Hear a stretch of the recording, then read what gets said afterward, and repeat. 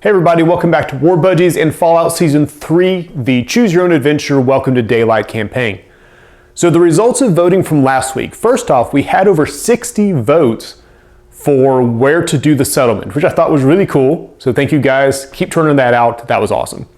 By a decent margin, the cargo ship has won the poll. So our new settlement is going to be based on the cargo ship that we last saw in Season 2, The Dead Reckoning, when the Brotherhood of Steel had to fight a whole bunch of never-ending ghouls and save a bunch of settlers out of there. As far as the MVP goes, the winner of that, by several votes, was the super mutant hound that took down Cosworth, who the comment section has also named Waffle. So when Waffle reappears next, Waffle will be getting an MVP boost card to help him out. I suppose I was asking for this when I put it out to the internet, but honestly, I love it. I think this is great. So for today, we're going to move up to the cargo ship. I'm gesturing off camera because it's set up on the table right there. We're going to do the adventure, and assuming our heroes survive, they will use the cargo ship as the settlement, and beginning next episode, we'll start kicking into settlement mode. So enjoy Episode 2, Season 3, Fallout Wasteland Warfare.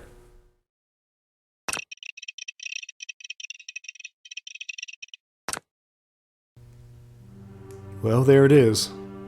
And every container is going to be filled with ghouls. You think they just pile them in there, or they stack tall like mentats? Not now, Benji. And what's that tower all about? I don't know. It looks like there's lights on it. And that gives me an idea. And welcome back to the ruin of the Dead Reckoning. It's been a while since the Brotherhood came through and cleaned this out back in Season 2, and the ghoul infestation has not gotten any better. In fact, they picked up some rad roaches as well. We got some roaches here, roaches on the other island, and some glowing rad roaches there in the middle. Feral ghouls are still crawling out of all the compartments, but somebody has come by and done something to this, because it's not only been cleaned up a little bit, but this strange light tower has also been built, though it is currently off and not powered. And that's going to be our objective for today. The survivors, in order to clean out this place, are going to have to get in there and turn on the light, because we all know that roaches and zombies don't like the light. So the survivors' victory is going to depend on these 7 investigation markers. 4 of them are these orange toolboxes, 2 of them are blanks, and 1 of them is the fuse box. This is the objective. It's the broken wires, the dead roach in the mix, whatever is causing these lamps not to function. So the survivors have to turn on the lamps, and as soon as they do, they win the scenario. In order to do this, these survivors have to go and find the spare parts, bring them into contact with the fuses, and then they will receive a flat intelligence check with a +1 bonus for every toolbox that has been brought back to the fuse box. As soon as they succeed, they win the scenario. And here's a quick look at where those objectives ended up. We got 4 of the markers on the main deck of the ship. We've got 1 over here on this far island. We've got 1 over here on Roach Island. And 1, and I hope it's not the fuse box, 1 is inside the wheelhouse of the ship. As far as the armies go, these are all weak feral ghouls in the top, but they will respawn perpetually as per the previous Dead Reckoning scenario. What that means is at the start of the turn, if any have been removed, I will randomly roll and they will appear out of one of these containers. So they will respawn. The roaches will not respawn. The roaches have had enough. Our intrepid survivors do not have a base yet, so they have not started to gain and store items. So everyone's kitted out the same as last time. Just as a quick review, we have Codsworth with his flamer buzzsaw, Dogmeat with his dog bite, Nora with heroic card and a hunting rifle, and Benji over here with his bolt action pipe rifle. So with that said, let's get into turn 1 and see if we can claim a settlement. And just as one more quick note about the survivors, there has been an FAQ to lower the amount of strong armor they get. So in the last report we had, Benji had 1 strong armor, everyone else had 2 for being unique. Now Benji doesn't get any strong armor, and everyone else only gets 1 as their survivor bonus.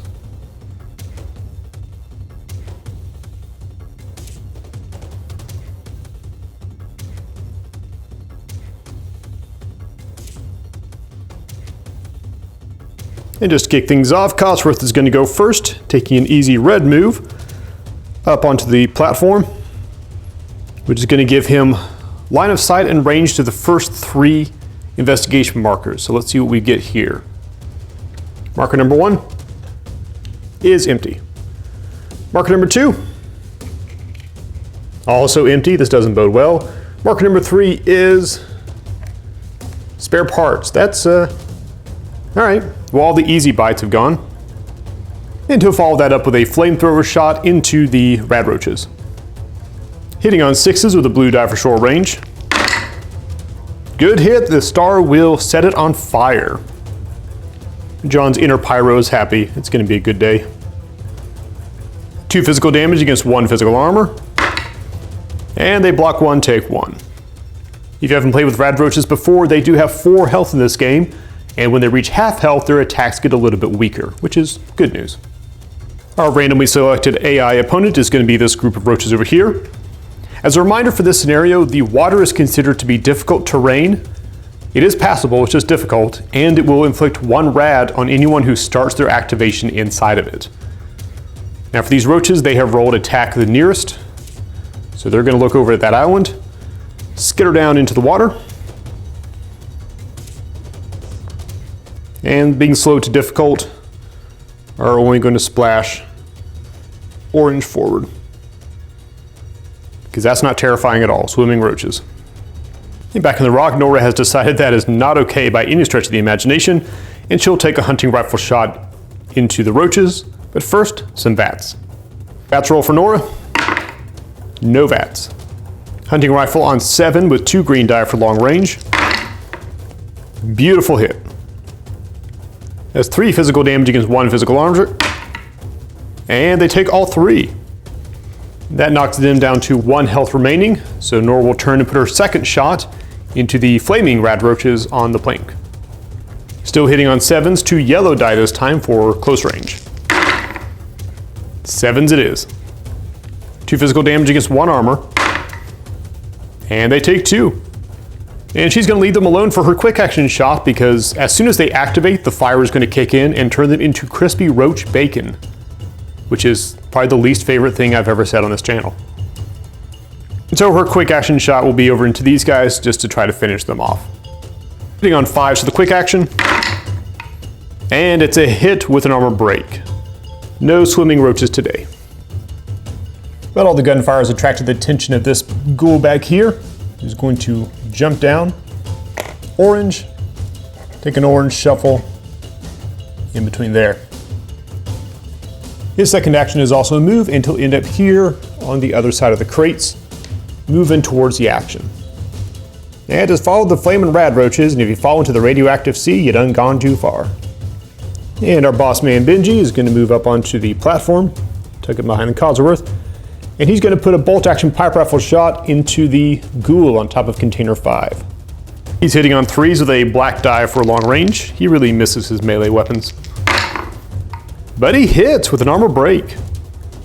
And that just deals a flat 2 damage to this ghoul. The glowing rad roaches are next, who I assume are actually in command of this vessel, and their AI card rolled a random movement. So they're going for a scuttle off onto the container back here. And then going for another scuttle off the side of the ship.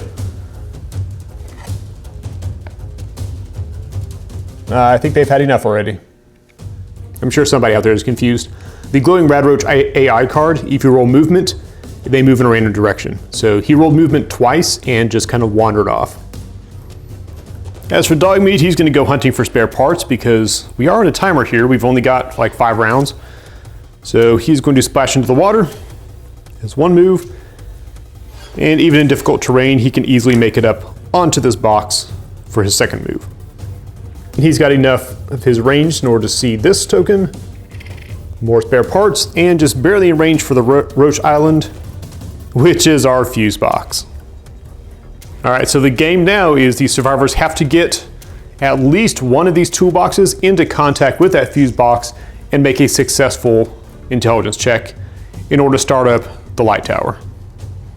And that's all the survivors, so we're just going to go with the rest of the enemies, starting with the rad roaches here, who activate, take 1 damage from fire, and just kind of carbonize on the spot. Our ghoul boy here will drop off the container, move towards nearest enemy as his first action, And then he wants to charge for his second action. However, since he's a ghoul, he needs to make an agility test or he may not charge. And that also, for those confused, is part of his AI card. Going to test against agility 4. He can charge. He makes a sweeping charge into Codsworth. And Benji is going to respond with a quick shot into the combat. That means Benji is either going to be a big hero or he's going to get buzzsawed in his sleep. He's hitting on 3 still, -2 for the quick action, but +2 for shooting into the combat. He completely misses the entire ship. But at least he didn't hit his robot buddy. Ghoul over here. Yellow move up to the ramp and is going to attempt a charge as well. Agility 4. He may not charge. And with only a yellow move, that only gets him up to sort of clog up the plank. And finally, the King of the Hill is going to come off, drop down 1, drop down 2 into the water, and finish out about an orange move about there. Going to be staring down dog meat. And that wraps up turn 1. So on good recon news, we now know where the fuse box is. In the bad news, it's on the other side of the stinking ship. So the survivors have to clear this plank, most likely. Try to avoid getting too much rad damage because they don't have a way to deal with rad damage. Meanwhile, the glowing rad roaches are setting sail for the horizon. Moving in, turn 2.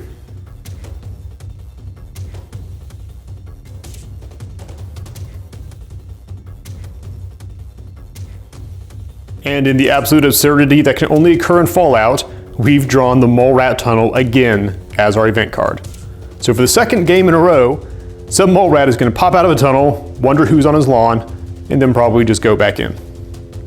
And there he is, one of our runners up for the MVP award last game. Crawls out of a box, snarls, and if someone ends their activation within yellow of him, then he will take a bite. It's still going to be survivor first turn. There haven't been any ghoul casualties. If there had been, we would now roll to place new ghouls on the crates, but so far the only casualties have been the 2 roaches. Now, as far as the survivor strategy goes, Codsworth is currently the most likely candidate for this because he can not only ignore radiation and the difficult terrain in the water, but he's got a good enough intelligence skill to maybe get that fuse box to work. But he still needs tools. So the idea is going to be safeguard Codsworth while he gets over there and try not to die in the meantime. Nora's going to activate first, VATS roll. No VATS. That's a freaking rad water in the pit boy there. Her hunting rifle crit is charged. She will try to drop a bullet over here and see if she can stop this guy from getting to dog meat. 2 green die for long range, base 4 damage coming off the hunting rifle. 5 damage total. 5 physical damage against something with 4 health and 1 armor is just enough to drop him. But he will be respawning at the start of turn 3. For her second action, Nora is going to move up to this little crag right here, where with the range on her hunting rifle, she can cover at least this side of the boat. Feral Ghoul up front is going to take a swipe into Codsworth with a green die from his previous charge. Hitting on 3s. That's a miss, but a quick action. Second swipe without the charge bonus. On 3s, 6s, no. From his post there, Benji is going to try to put some shots into the ghoul in the back, who's not in combat yet. He's hitting on 3s. And it's a hit. 2 physical damage against 1 armor.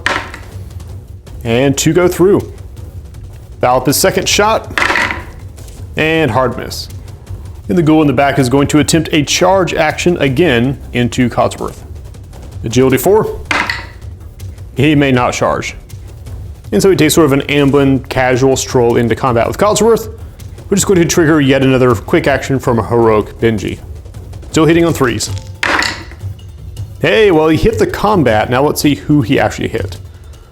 Master Benji, kindly suppress yourself.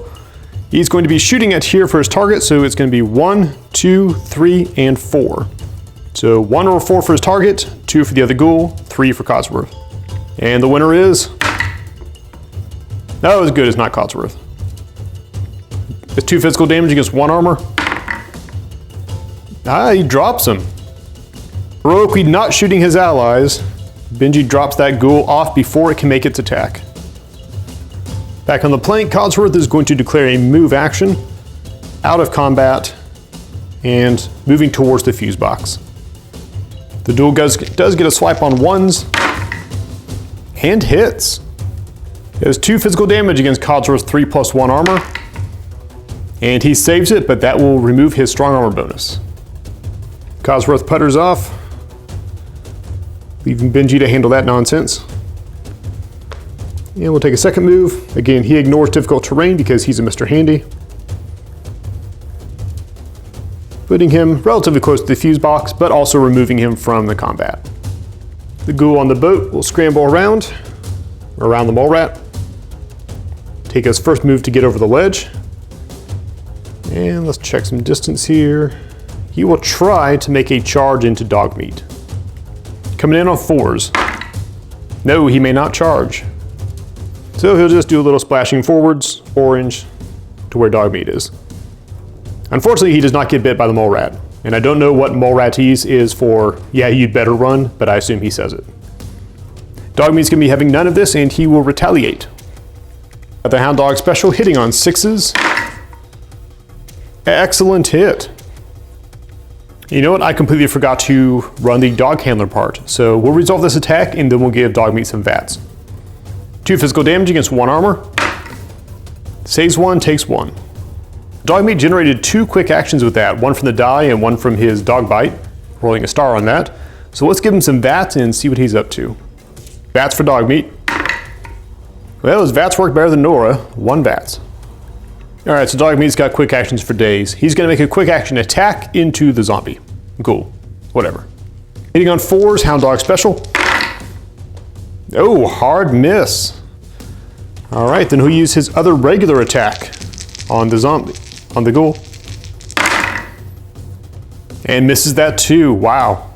He doesn't really want to move out of position because at the start of that ghoul's activation, he'll take a rad damage, which means he will heal a point. So Dogmeat's going to take and prepare, close out his action, and see if he can finish him next turn. Meanwhile, the glowing rad roaches remember that, oh yeah, there's a scenario here, and they come back and skitter over the edge. And in their second move, advancing towards Codsworth, who is right outside this part of the ship. That wraps it up for turn 2. We've got Codsworth almost here at the fuse box, but he can't do anything without spare parts. Dogmeat was going to go for the spare parts, but now he's all tied up with the ghoul. Budgies holding ground on area we didn't need to hold. And Nora's dropping ghouls with her hunting rifle. So start turn 3, we're going to respawn 2 of the ghouls in random locations, and we'll get on with this scenario.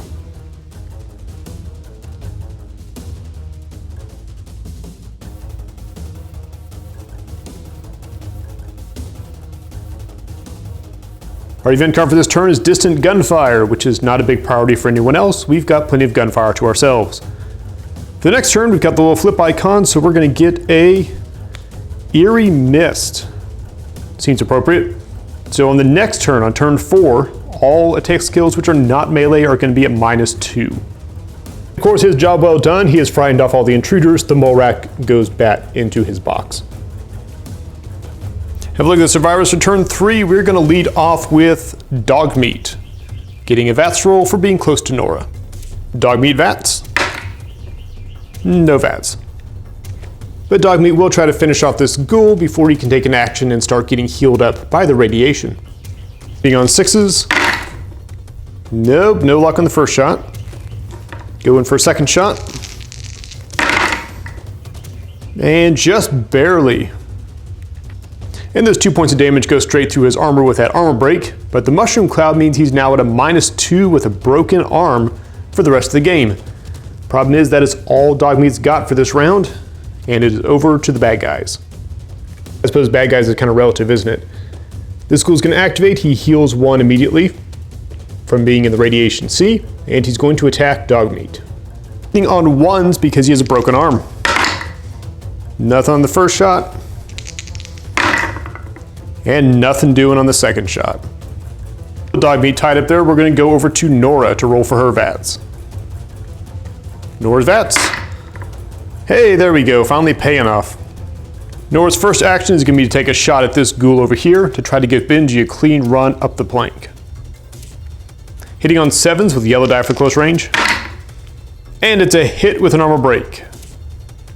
And this guy drops into the ocean. Hopefully he sinks. Nora then takes a yellow move action, come up here alongside Benji. She'll take one of her 2 quick actions to move up orange. And then her last quick action will be a shot at the newcomer who's climbed out of this container. Hitting on 5s for the quick action. No. Next activation goes to this ghoul here, who's going to head for the closest enemy, which is, of course, Dogmeat. Dropping off and splashing forward to finish his motion, and then he will try to charge. Agility 4 to charge. He cannot charge. But he does slosh his way over to the box, and Dogmeat's really starting to feel the pressure right about now. Over on Benji's turn, he's going to hustle up yellow to get to the end of the plank. And he really wants to take some shots because Benji likes that. But he's going to turn, ending up relatively close to this bunch of spare parts here. This does not go unnoticed by our newcomer, and since Benji is marginally closer to him than Nora is, he will declare a charge action against Benji. Can he do it? Missed the dice box. Can he do it? He cannot. So he trips, stumbles, falls off the container, and has to spend both move actions in order to get into contact. Meanwhile, the glowing rad roaches skitter and scuttle out into the water. And then they will take a move action towards Codsworth. Not quite making it there. And it's time for old Codsworth to show what he's made of. He's going to fire his flamethrower back towards this combat, centering it on the nearest ghoul. That's going to be, assuming it hits, that's going to hit all 3 members of this little combat over here. Hitting on 6s. That is a miss. Going to gamble a second shot. 6 and a star, that's good. And the star will set everyone on fire. And we're just going to go around the horn, so 2 physical damage versus 1 armor on the injured ghoul. Okay, he takes 2 and dies. The other ghoul, he takes 2, but he's okay. And finally, Dogmeat. Dogmeat is at 2+1, and so he blocks them both. So this ghoul is now half health. This ghoul vanishes in a smoldering chunk beneath the waves. And Dogmeat is none too pleased about being on fire, but he likes that there's fewer enemies now. And that wraps up turn 3. The survivors are holding out pretty well, but they're not making a ton of progress towards their goal. Codsworth is in range, but there are no spare parts available to help him out. So we're going to move on to turn 4 and see how this goes.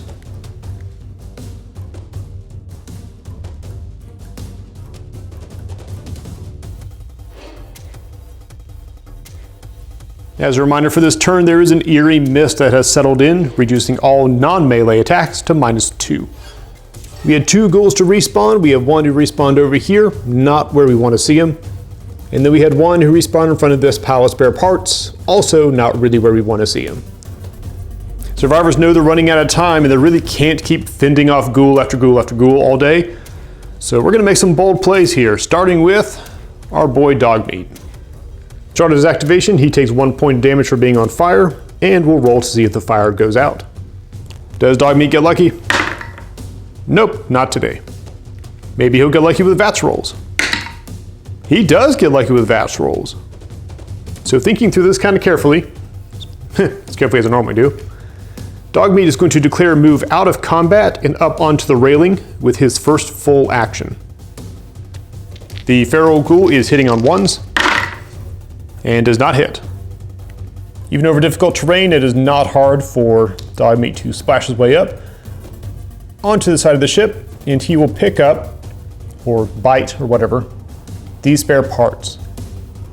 And then as his first quick action, he's going to declare a charge from his perch over to the glowing rad roaches.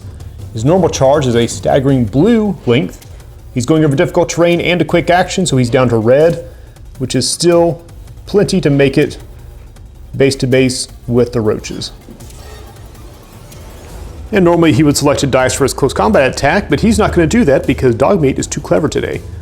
He's going to instead use his second quick action to move out of combat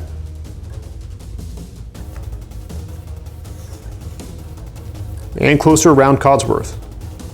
The glowing rad roaches normally hit on 4s. This is a quick action, so they'll be hitting on 2s. Okay, nothing there. But the other fun part about having roaches is they get more attacks based on how much health they have. So his second attack also misses. Dogmeat is in the clear. And then as his final full action, Dogmeat will splash ashore more or less safely on the rocks. We'll perch him up there in a second. What an absolute marathon run for that pup.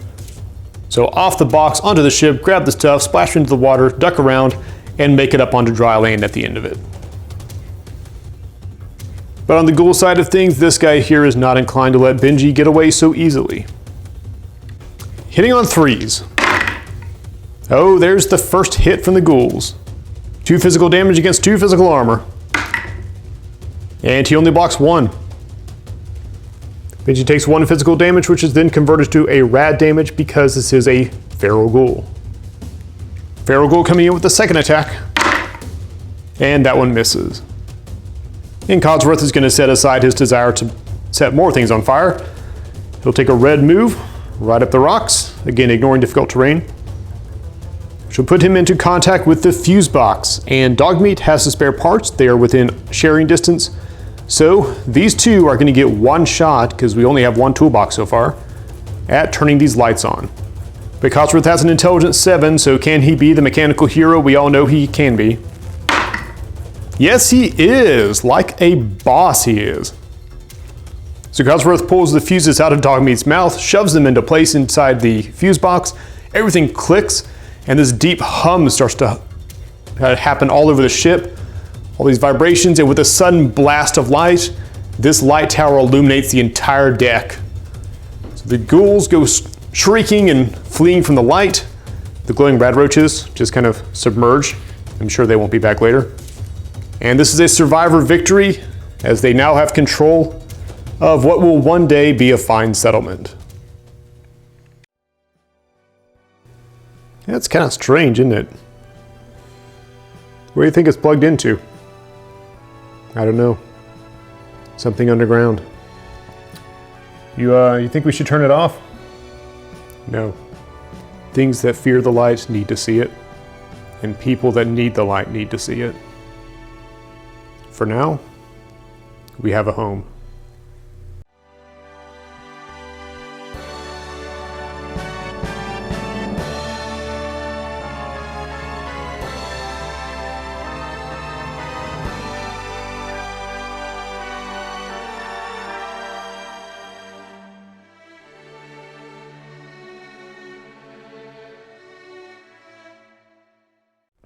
And with that episode, the settlement of Daylight has now officially been founded. What's going to happen now, between now and the next episode, 2 weeks from today, is I'm going to build, like physically for that map, I'm going to build the starting equipment for a settlement, which is a couple generators, a few other things, minor stuff at first. And then we'll add on to that physical map, we'll add on to it as the season goes on. But for our next poll, the link should be in the description of this video. You need to decide on the next course of action for our heroes. Now that we have a settlement, how do we proceed from here? So option number 1 is going to be to go seek out some arms and armor. So we'll scout out some nearby areas, maybe run into some danger, and if everything goes well, be able to pull back some heavy artillery, some power armor suits, some big guns, who knows? We'll find out. There's also, we could fortify the settlement. So if you're more concerned about defense and offense, then we can dig in, maybe explore some of the immediate surrounding area, find out what's going on with that mysterious light tower, however you want to do it. Our third option, there are other nearby settlements that have cropped up now that the Red Hand is gone. Some settlers are able to get their feet under them again. So we're going to reach out to some neighbors and see who the neighbors are exactly. So those are your options. We can go get guns, we can fortify the settlement, we can go meet the neighbors. There'll be a straw poll linked in the comments below. Go check it out. Remember also, if you are watching this video on the Sunday it's released, to vote for MVP down in the comments, and thumb up whoever you think honestly was the MVP for this game. At the start of next game, we're going to open up here on Daylight, and I'll walk you guys through the process by which we end up generating items and slowly start to enhance our little marauding force as they go out into the wasteland. But for now, thank you very much for watching. Thanks for voting. Thanks for hanging with us. Next week, or this coming Saturday, the 13th, we are launching our every other week Warcaster narrative campaign if you would like to check that out as well. In the meantime, as always, thanks for watching.